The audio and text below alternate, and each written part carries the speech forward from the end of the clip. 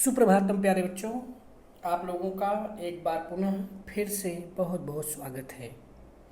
आज की इस क्लास में हम लोग प्रत्यय पार्ट 3 का अध्ययन करेंगे।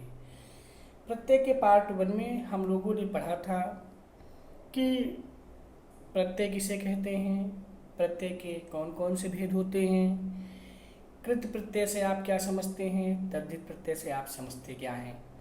इसके बाद फिर हम लोगों ने पढ़ा था कृदंत प्रत्यय और तद्धितांत प्रत्यय के विषय में। फिर प्रत्यय के पार्ट 2 में हम लोगों ने कृत प्रत्यय के अंतर्गत आने वाले कृत प्रत्यय के पांचों भेदों के विषय में विस्तार से अध्ययन किया था। आज की इस क्लास में हम लोग कृत प्रत्यय के पार्ट 3 यानी तद्धित प्रत्यय के अंतर्गत आने वाले उसके प्रमुख 4 भेदों के विषय में अध्ययन करेंगे। तो सबसे पहले हम यह जानते हैं कि तद्धित प्रत्यय है क्या, यानी तद्धित प्रत्यय किसे कहते हैं। जो प्रत्यय संज्ञा, सर्वनाम अथवा विशेषण के अंत में लगकर नए शब्द बनाते हैं उन्हें हम तद्धित प्रत्यय कहते हैं। जो प्रत्यय संज्ञा, सर्वनाम अथवा विशेषण के अंत में लगकर नए शब्द बनाते हैं उन्हें हम तद्धित प्रत्यय कहते हैं। जैसे पुरुष में जब हम त्वा प्रत्यय जोड़ते हैं हमारा बन जाता है पुरुषत्व, चूँकि पुरुष से यह जातिवाचक संज्ञा है और जब हम इसमें त्वा प्रत्यय जोड़ते हैं तो हमारा यह बन जाता है पुरुषत्व, जो कि तद्धित प्रत्यय के अंतर्गत आता है।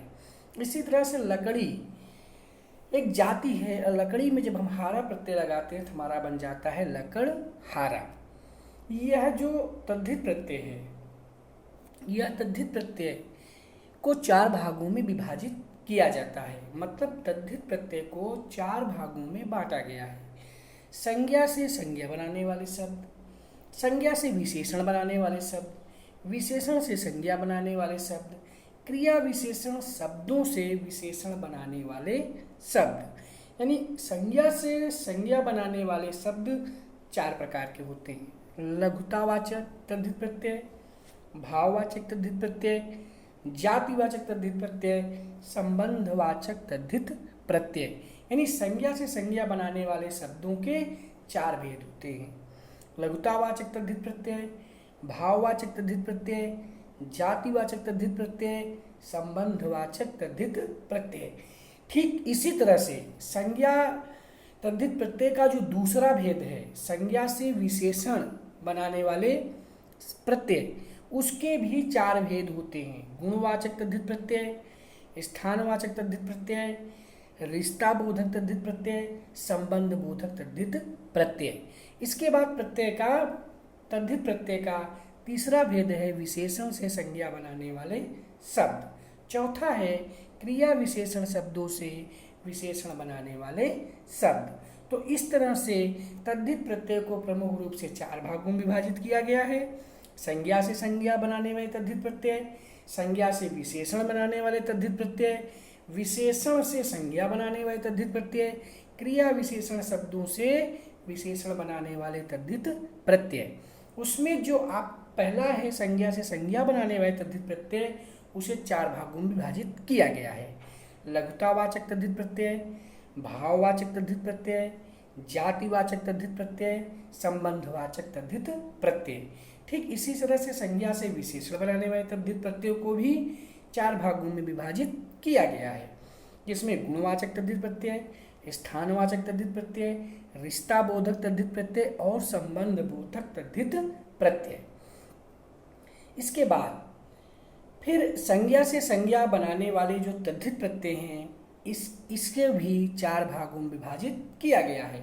तो लघुतावाचक तद्धित प्रत्यय, इसमें छोटेपन, प्यार, दुलार से संबंधित शब्दों को में प्रत्यय लग करके उसे शब्द बनाया जाता है। जैसे बिटिया में इया प्रत्यय, खटिया, बिटिया, लुटिया, डिबिया, ठीक, दुबड़ा, कोठरी और छतरी, ये सभी छोटेपन अर्थात छोटेपन और दुलार वाले शब्दों के साथ प्रयोग होते हैं।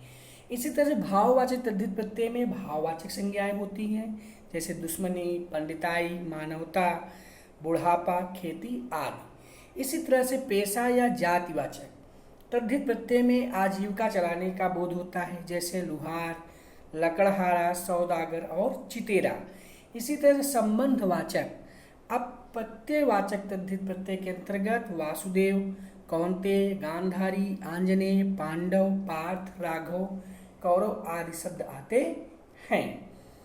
इसके बाद संज्ञा से विशेषण बनाने वाले शब्द, जैसे गुणवाचक तद्धित प्रत्यय गुण धर्म आदि का जिससे बोध होता है, जैसे नमकीन, गुलाबी, कंटीला, प्यासा, भूखा आदि। इसी तरह से स्थानवाचक तद्धित प्रत्यय में किसी स्थान से संबद्ध वस्तु या व्यक्ति का बोध होता है, जैसे जापानी, राजस्थानी, घरेलू आदि। रिश्ता बोधक तद्धित प्रत्यय के अंतर्गत किसी रिश्ते का बोध होता है, जैसे चचेरा, ममेरा, फुफेरा, मौसेरा आदि। इसी तरह से संबंध बोधक तद्धित प्रत्यय के अंतर्गत किसी व्यक्ति, वस्तु, भाव, मान्यता, विचार, धर्म, समय आदि से संबंधित शब्दों का बोध होता है, जैसे वैष्णव, शैव, शाक्त, धार्मिक, नैतिक, आर्थिक, साप्ताहिक और सालाना आदि। तो संज्ञा से विशेषण बनने वाले ये जो 4 भेद हैं इसके संज्ञा से विशेषण बनाने वाले प्रत्यय के, वे हैं आपके गुणवाचक तद्धित प्रत्यय, स्थानवाचक तद्धित प्रत्यय,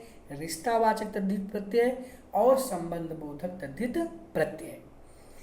गुण धर्म के आधार पर जिन तद्धित प्रत्ययों का प्रयोग किया जाता है उनमें जैसे नमकीन, गुलाबी, कंटीला, भूखा, प्यासा आदि। इसी तरह से किसी स्थान, संबंध, वस्तु या व्यक्ति के बोध कराने के लिए जिन तद्धित प्रत्ययों का प्रयोग किया जाता है उनमें जैसे जापानी, राजस्थानी, घरेलू इत्यादि। इसी तरह से किसी रिश्ते का बोध कराने के लिए जिन प्रत्ययों का प्रयोग किया जाता है उसे हम रिश्ता बोधक तद्धित प्रत्यय कहते हैं, चचेरा, ममेरा, फुफेरा, मौसेरा आदि। गुण धर्म आदि का बोध कराने वाले प्रत्ययों को हम गुणवाचक तद्धित प्रत्यय कहते हैं, जैसे नमकीन, गुलाबी, कंटीला, प्यासा, भूखा।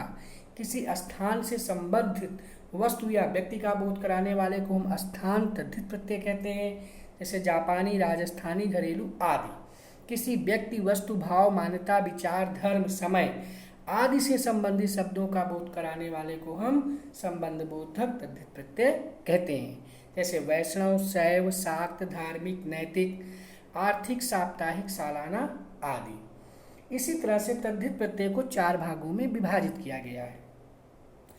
विशेषण से संज्ञा बनाने वाले तद्धित प्रत्यय।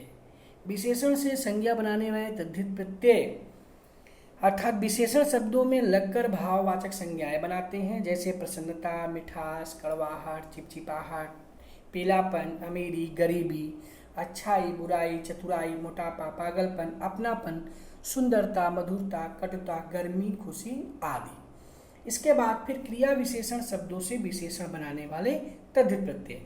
क्रिया विशेषण शब्दों से लगकर जो विशेषण बनाते हैं प्रत्यय उन्हें हम क्रिया विशेषण शब्दों से बनने वाले तद्धित प्रत्यय कहते हैं, जैसे अगला, पिछला, बाहरी, अंदरूनी आदि। तद्धित प्रत्यय के अंतर्गत फिर कर्तृवाचक तद्धित प्रत्यय, जिससे किसी कार्य को करने वाले का बोध होता है उसे हम कर्तृवाचक तद्धित प्रत्यय कहते हैं, जैसे सुनार, कहार आदि।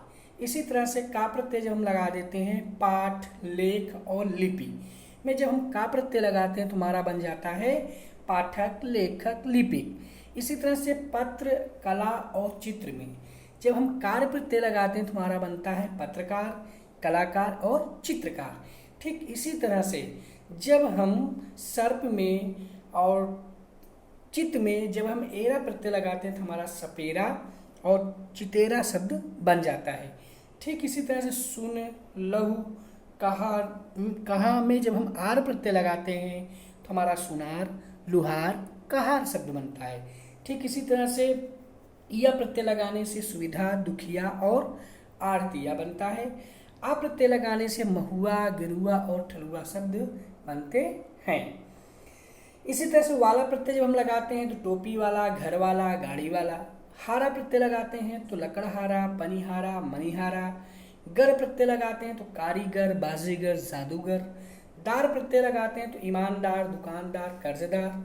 ची प्रत्यय लगाते हैं तो मसालची, खजांची और मोची शब्द हमारा बनता है। इसके बाद हमारा है भाववाचक तद्धित प्रत्यय। जिस प्रत्यय में भाव व्यक्त होता है उसे हम भाववाचक तद्धित प्रत्यय कहते हैं, जैसे सर्राफा, बुढ़ापा, संगत, प्रभुता आदि। इसी तरह से आल प्रत्यय जब हम लगाते हैं तो ससुराल, ननिहाल। जा प्रत्यय से हम भांजा और भतीजा। एरा प्रत्यय से ममेरा, चचेरा, फुफेरा। इक प्रत्यय से नैतिक, धार्मिक और आर्थिक शब्दों का निर्माण करते हैं। इसके बाद उनता अर्थात लघुता वाचक तद्धित प्रत्यय। जिस प्रत्यय से लघुता का बोध होता है उसे हम लघुता या उनता वाचक तद्धित प्रत्यय कहते हैं, जैसे लुटिया, डिबिया और खटिया। इसी तरह से टा या टी प्रत्यय लगा के हम बनाते हैं लंगोटी, कछौटी और कलूटा। ई प्रत्यय जोड़कर हम बनाते हैं कुठरी, टुकनी और ढोलकी। ड़ी या ड़ा प्रत्यय लगा के बनाते हैं पगड़ी, टुकड़ी और बछड़ा आदि। कर्तृवाचक तद्धित प्रत्यय जिससे किसी कार्य को करने वाले का बोध होता है, जिसमें आपका सुनार और कहार आते हैं। ठीक, लेखक, पाठक, लिपिक, सुनार, लोहार, कहार, सुविधा, दुखिया, अड़तिया, मछुआ, गिरुआ, ठलुआ, पत्रकार, कलाकार, चित्रकार, सपेरा, ठठेरा और चितेरा। इसी तरह से टोपी वाला, घर वाला, गाड़ी वाला, लकड़हारा, पनिहारा, मनिहारा, कारीगर, बाजीगर, जादूगर, ईमानदार, दुकानदार, कर्जदार, मसालची, खजांची, मूची इत्यादि शब्दों का प्रयोग होता है। भाववाचक तद्धित प्रत्यय जिसमें भाव व्यक्त होता है, सर्राफा, बुढ़ापा, संगत, प्रभुता आदि। जैसे आपका पन शब्द है, जब हम पच शब्द में पन जोड़ते हैं बचपन, इसी तरह से लड़कपन और बालपन। आई प्रत्यय जोड़ने से भलाई, बुराई, ठिठाई। इमा प्रत्यय जोड़ने से लालिमा, महिमा, अरिमा, अरुणिमा। ई प्रत्यय जोड़ने से गर्मी, सर्दी, गरीबी। आ प्रत्यय जोड़ने से बुढ़ावा, सर्राफा। आहट प्रत्यय जोड़ने से चिकनाहट, कड़वाहट, घबराहट। पा प्रत्यय जोड़ने से बुढ़ापा, मोटापा। औती प्रत्यय जोड़ने से बपौती। ये हमारे भाववाचक तद्धित प्रत्यय बनते हैं। इसके बाद फिर संबंधवाचक तद्धित प्रत्यय जिससे संबंध का बोध होता है, जैसे ससुराल, भतीजा, चचेरा आदि। इसी तरह ससुराल, ननिहाल, भांजा, भतीजा, ममेरा, चचेरा, फुफेरा, नैतिक, धार्मिक और आर्थिक, ये सही शब्द हमारे संबंधवाचक तद्धित प्रत्यय के अंतर्गत आते हैं। इसके बाद फिर उनता या लघुता बोधक जिसका अध्ययन हम आगे कर चुके हैं। फिर गणनावाचक तद्धित प्रत्यय है जिससे संख्याओं का बोध होता है, जैसे इकहरा, पहला और पांचवा आदि। जैसे हरा शब्द जब हम मिलाते हैं इकहरा, दुहरा और तिहरा, हरा प्रत्यय से हमारा इकहरा, दुहरा और तिहरा शब्द बनता है। इसी तरह से ला प्रत्यय से पहला, ठा प्रत्यय से चौथा, रा प्रत्यय से दूसरा और तीसरा शब्द बनता है। ये सभी हमारे गणनावाचक तद्धित प्रत्यय के अंतर्गत आते हैं।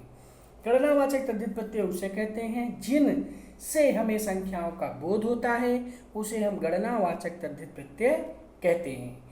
इसी तरह से गुणावाचक तद्धित प्रत्यय है जिससे किसी गुण का बोध होता है, उसे हम गुणावाचक तद्धित प्रत्यय कहते हैं, जैसे भूख, विषैला, कुलवंत आदि। जैसे भूखा, आ प्रत्यय से भूखा, प्यासा, ठंडा, मीठा। इसी तरह से ई प्रत्यय से वांछनीय, अनुकरणीय। ऐला प्रत्यय से विषैला, कसैला। वंत प्रत्यय से दयावंत, कुलवंत। ई प्रत्यय से धनी, लोभी, क्रोधी। इला प्रत्यय से रंगीला, सजीला। लू प्रत्यय से कृपालु, दयालु। वान प्रत्यय से गुणवान और रूपवान शब्द हमारा बनता है। इसके बाद स्थानवाचक तद्धित प्रत्यय जिससे स्थान का बोध होता है, उसे हम स्थानवाचक तद्धित प्रत्यय कहते हैं, जैसे पंजाबी, जबलपुरिया, दिल्ली वाला आदि। ई प्रत्यय से पंजाबी, बंगाली, गुजराती। वाला प्रत्यय से डेरी वाला, दिल्ली वाला। इया प्रत्यय से कलकतिया, जबलपुरिया इत्यादि शब्दों का निर्माण होता है। इस तरह से फिर हमारा अगला प्रश्न है कि कृत प्रत्यय और तद्धित प्रत्यय में क्या अंतर है। जो प्रत्यय धातु या क्रिया के अंत में जुड़कर नया शब्द बनाते हैं उन्हें हम कृत प्रत्यय कहते हैं, जैसे लिखना, लिखाई और लिखावट। जैसे नीति, नैतिक, कला, कालिमा, राष्ट्र, राष्ट्रीयता आदि। जो प्रत्यय संज्ञा, सर्वनाम या विशेषण में जुड़कर नया शब्द बनाते हैं उन्हें हम तद्धित प्रत्यय कहते हैं। तद्धित प्रत्यय के कुछ उदाहरण यहाँ पर दिए हुए हैं। जैसे इक प्रत्यय को जब हम धर्म और इतिहास में जोड़ते हैं तो हमारा धार्मिक और ऐतिहासिक शब्द बनता है। ठीक उसी तरह से ईला प्रत्यय लगाने से हमारा रंगीला चमकीला, ई प्रत्यय लगाने से गुलाबी और धनी, इन प्रत्यय लगाने से रंगीन और नमकीन, ई प्रत्यय लगाने से अनुकरणीय राष्ट्रीय, आनी प्रत्यय लगाने से देवरानी जेठानी, अला प्रत्यय लगाने से कसैला विशैला, वान प्रत्यय लगाने से पुत्रवान रूपवान, वती प्रत्यय लगाने से पुत्रवती गुणवती, बाज प्रत्यय लगाने से रंगबाज दगाबाज, त्व प्रत्यय लगाने से देवत्व और कवित्व शब्द बनता है। ठीक इसी तरह से तद्धित प्रत्यय के और उदाहरण हैं। जैसे आर प्रत्यय लगाने से लोहार और सुनार, कार प्रत्यय लगाने से साहित्यकार पत्रकार, ऐरा प्रत्यय लगाने से चचेरा ममेरा, वान प्रत्यय लगाने से धनवान गाड़ीवान, आई प्रत्यय लगाने से चतुराई अच्छाई, ता प्रत्यय लगाने से प्रभुता सुंदरता, पन प्रत्यय लगाने से अपनापन और परायापन, आपा प्रत्यय लगाने से मोटापा और बुढ़ापा, ये हमारे तद्धित प्रत्यय बनते हैं। इसी तरह से कृत प्रत्यय के कुछ उदाहरण यहाँ पर दिए हुए हैं। जैसे आई प्रत्यय लगाने से लिखाई पढ़ाई, ना प्रत्यय लगाने से लिखना पढ़ना, अन प्रत्यय लगाने से मिलन मनन, आ प्रत्यय लगाने से सूखा जागा भूला, आवट प्रत्यय लगाने से लिखावट मिलावट रुकावट, आवा प्रत्यय लगाने से बुलावा छलावा, ई प्रत्यय लगाने से बोली हंसी, अक्कड़ प्रत्यय लगाने से पियक्कड़ भुलक्कड़, डार प्रत्यय लगाने से लेनदार देनदार, आलू प्रत्यय लगाने से कृपालु और दयालु शब्द हमारा बनता है। इस तरह से प्यारे बच्चों पार्ट 3 में हम लोग प्रत्यय के अंतर्गत आने वाले तद्धित प्रत्यय और उसके प्रमुख 4 भेदों के विषय में हम लोगों ने विस्तार से अध्ययन किया। आज के लिए बस इतना ही। जय भारत, जय हिंदी, धन्यवाद।